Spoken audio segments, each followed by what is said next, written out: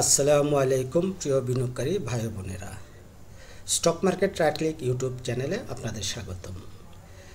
স্ক্রিনটা দেখে বুঝতে পারছেন আজকে কি নিয়ে কথা বলবো। আসলে কিছু শেয়ার যেগুলি আপনাদের আগে সেল সেটআপ দিয়েছিলাম সেই শেয়ার নিয়ে কথা বলবো। সামনে আরও কয়েকটা শেয়ার নিয়েও নতুন করে সেল সিগন্যাল দিচ্ছে, এই সমস্ত শেয়ার নিয়ে কথা বলবো।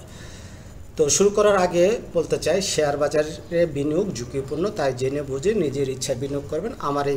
আমার এই আলোচনা আপনার বাই সেল নির্দেশনা প্রদান করে না। চলুন আমরা চার্টে চলে যাই। আপনাদের আমি 1 তারিখে এই ভিডিওটা successful investor in stock market নামে এই ভিডিওটাতে কয়েকটা স্টকের সেল সিগন্যাল দিয়েছিলাম। এর মধ্যে হলো Midland bank, fine food, city general insurance, BPPL, Baraka Patenga power.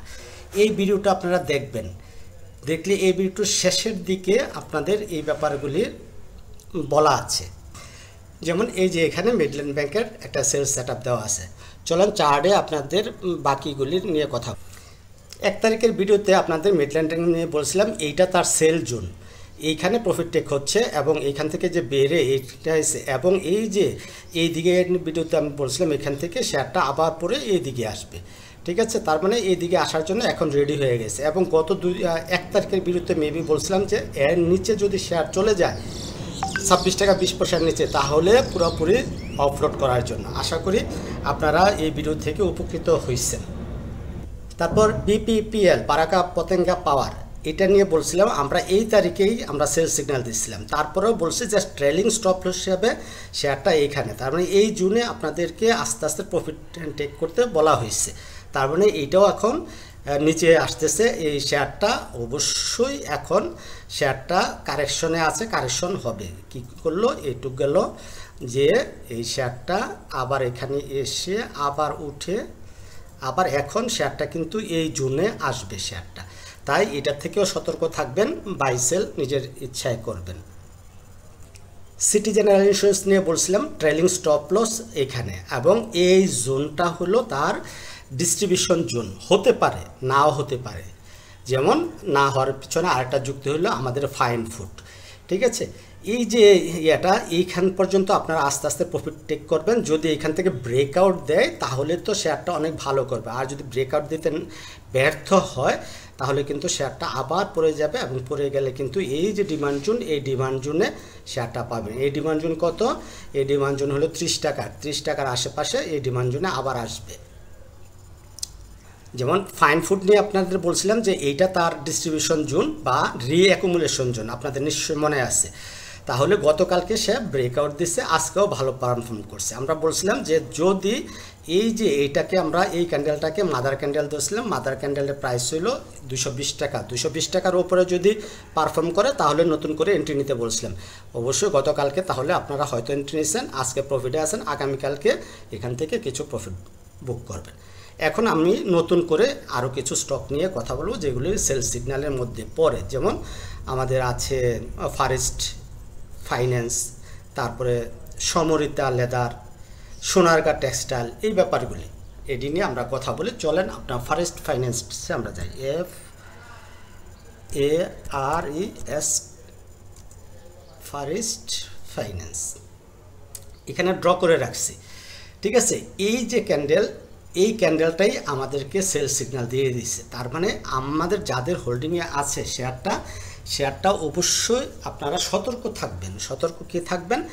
এই যে 4 টাকা 30 পয়সার নিচে যদি শেয়ারটা ক্লোজ দেয় তাহলে কিন্তু শেয়ারটা এই 3 টাকা 80 বা 3 টাকা 50 এই রেঞ্জে শেয়ারটা চলে আসবে। আমরা যদি একটা জোন ড্র করে দেই, এই জোনে আমরা পরবর্তীতে শেয়ারটা আমরা পাবো। এই জোন 3 টাকা 40 থেকে 3 টাকা 80 এর ভিতরে শেয়ারটা নেমে যাবে। তাহলে সতর্ক থাকবেন, যদি এই 4 টাকা 30 পয়সার নিচে ক্লোজ দেয় তাহলে শেয়ারে থাকা যাবে না। এটা কারেকশনের একবারে মানে মোটামুটি নিশ্চিত হয়ে যাওয়া যায়। তাহলে আপনারা আপনাদের মতো ডিসিশন নেবেন। সমরিতা লেদার, এই সমরিতা লেদার নিয়ে আমরা আগেও ভিডিও দিছি এবং এইটাই সেল জোন আমাদের ওখানে দেওয়া ছিল সেল সেটআপ। তার মানে শেয়ারটা এখনও ট্রেলিং স্টপ লস হিসাবে এখনও টিকে আছে। টিকে আছে বলে যে কতদিন টিকবে সেটাই ব্যাপার। যদি এইখান থেকে ব্রেকআউট দেয়, এদিক দিয়ে হলো আরএসআইটা ভালো, এই যে সাইডের উপরে উঠছে, একটা ভালো করার একটা সম্ভাবনা তৈরি করছে। তার মানে এই যে সমৃতা লেদারটা যদি এই 57 টাকার উপরে ক্লোজ দিতে পারে এবং ভালো একটা ভলিউম আস্তে আস্তে বাড়তেছে, তাহলে আমরা নতুন বাইয়ের চিন্তা করব। আর না হয়ে এখন যাদের আছে তারা এইখানে দেখব, যদি একটা শুটিং স্টার ক্যান্ডেল পায় তাহলে আমরা এখানে সেল দিয়ে 50% সেল দিয়ে দিব। এরপরে যত উপরে যাবে আস্তে আস্তে আমরা ধরবো। আমরা জানি আরএসআই 60-এর উপরে গেলে আমরা শেয়ার সেল করে দেবো না, বা 70-এর উপরে গেলেও আমরা সেল করব না। যতদিন প্রাইস বাড়বে ততদিন শেয়ার হাতে রাখবো, আস্তে আস্তে আস্তে আস্তে সেল দিয়ে দিয়ে প্রফিট টেক করব। সোনারগাঁ টেক্সটাইল দেখেন, সোনারগাঁ টেক্সটাইল এটুকু পর্যন্ত পারফর্ম করে সে কারেকশন দিয়ে আবার সে উঠছিল, এবং এই ক্যান্ডেলটা ছিল আমাদের সেল ক্যান্ডেল। মেনলি এই ক্যান্ডেলটা ছিল আমাদের সেল ক্যান্ডেল। তারপরে এই যে এটা বাড়ছে, এই বাড়ছে, কিন্তু এই ক্যান্ডেলে আমাদের প্রমাণ করে দিছে যে সেল। তার মানে শেয়ারটা কারেকশন শুরু হয়ে গেছে। এখন শেয়ারটা কোথায় আসবে? শেয়ারটা যাদের হোল্ডিংয়ে আছে তারা বিশেষভাবে সতর্ক থাকবেন।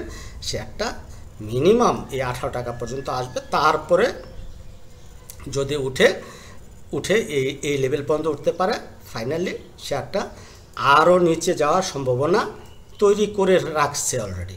তাই সোনারগাঁ টেক্সটাইল নিয়ে বিশেষভাবে সতর্ক থাকবেন। আমাদের ট্রেন্ড লাইন অনুযায়ী কিন্তু আমাদের এই জায়গায় আমাদের সেল ছিল, তারপরেও এখানে আসছে। তাহলে আমাদের এই ফরেস্ট ফাইন্যান্সের ব্যাপারে আমরা কথা বললাম, আমরা সোনারগাঁ টেক্সটাইল নিয়েও কথা বললাম, সমৃতা নিয়েও কথা বললাম, সমৃতা লেদার নিয়েও কথা বললাম। চলেন একটা মজার একটা শেয়ার জিকিউ নিয়ে কথা বলি। জিকিউ নিয়ে আগেও কথা বলছিলাম যে একটা অ্যাকুমুলেশন ফেজে আছে, রিঅ্যাকুমুলেশন ফেজ। অ্যাকুমুলেশন দুই ধরনের হয়। রিঅ্যাকুমুলেশন 2-1 দিন আগে আমরা কথা বলছিলাম যে এখান থেকে যদি ব্রেকআউট দেয় শেয়ারটা কিন্তু উঠে যাবে, এবং এই যে একটা ড্রাই অবস্থায় আছে, ভলিউম একটা ড্রাই অবস্থায় আছে, আরএসআই কারেকশন হয়ে গেছে। দেখেন আরএসআই কিন্তু আমি একটা ট্রেন্ড লাইন ড্র করে রাখছি আপনাদের জন্য। মানে ট্রেন্ড লাইনটা যে আমার কাছে এত ভালো লাগে, ট্রেন্ড লাইন দিয়ে আমি ট্রেড করাটা আমার এত পছন্দ। এই যে ট্রেন্ড লাইন যখন ব্রেকআউট দিবে, সে আরএসআই কিন্তু 60-এর উপরে চলে যাবে, আর আরএসআই যখন 60-এর উপরে চলে যাবে, আমি আশা করি এই জিকিউটা এখান থেকে ব্রেকআউট দিয়ে দিবে। আর যখন একটা ভালো ভলিউমে ব্রেকআউট দিবে, তখন শেয়ারটাতে নতুন করে এন্ট্রি নেওয়া যাবে। আপনারা আমাকে এটা বাই সেল যে একটা প্ল্যান, সেটা যদি আপনারা চান আপনারা কমেন্ট করবেন।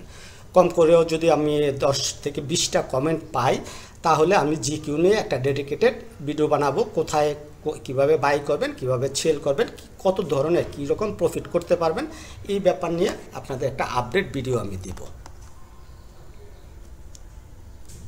সর্বশেষ আনোয়ার গ্যালভানাইজিং সেল সেটআপের কথা বলবো না। সকালেও একটা পোস্টের মাধ্যমে, ফেসবুক পোস্টের মাধ্যমে, ইউটিউবে পোস্টের মাধ্যমে আনোয়ার গ্যালভানাইজিং আপনাদের কিনতে বলছিলাম, ঠিক আছে। এর আগে গতকালকে না গত পরশুদিন এটা নিয়েও আমি ভিডিও বানাইছি।